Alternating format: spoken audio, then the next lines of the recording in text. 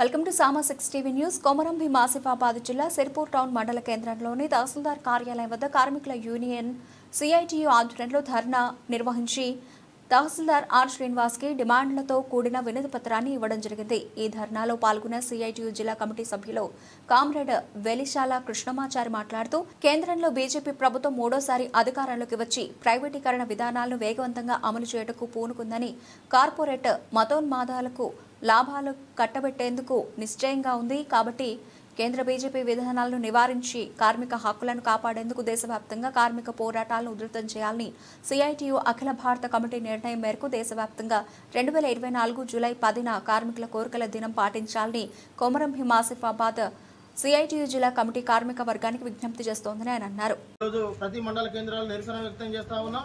అదేవిధంగా కొమరం భీం ఆసిఫాబాద్ జిల్లా సిర్పూర్ టౌన్ మండలం తహసీల్దార్ కార్యాలయం ఎదుట ఈరోజు ఆశా వర్కర్లుగా, అంగన్వాడీ వర్కర్లుగా గత ప్రభుత్వంలో చాలా ఎదురించి ఈరోజు మేము ఆ యొక్క సమస్యలు పరిష్కారం కాకపోవడంతో ఈరోజు ఇప్పుడు నూతనంగా వచ్చేసినటువంటి కాంగ్రెస్ ప్రభుత్వం సీఎం రేవంత్ రెడ్డి ఏదైతే ఉన్నాడో గతంలో ఇచ్చినటువంటి ప్రభుత్వ హామీలన్నీ హామీగానే మిగిలిపోయాయి. ఇంతవరకు కూడా ఒక హామీ కూడా నెరవేర్చలేదు.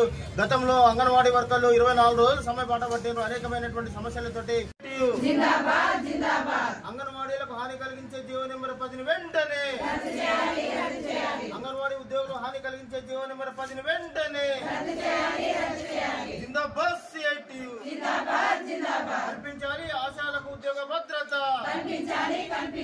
కల్పించాలి. అన్ని రంగాలకు కనీస వేతనం 26,000 రూపాయలు. జిందాబాద్ సిఐటియు. ఆవాజ్ దో, ఆవాజ్ దో.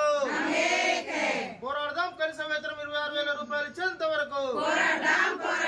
పోరాడదాం కనీస వేతనం 26,000 రూపాయలు ఇచ్చేంత వరకు.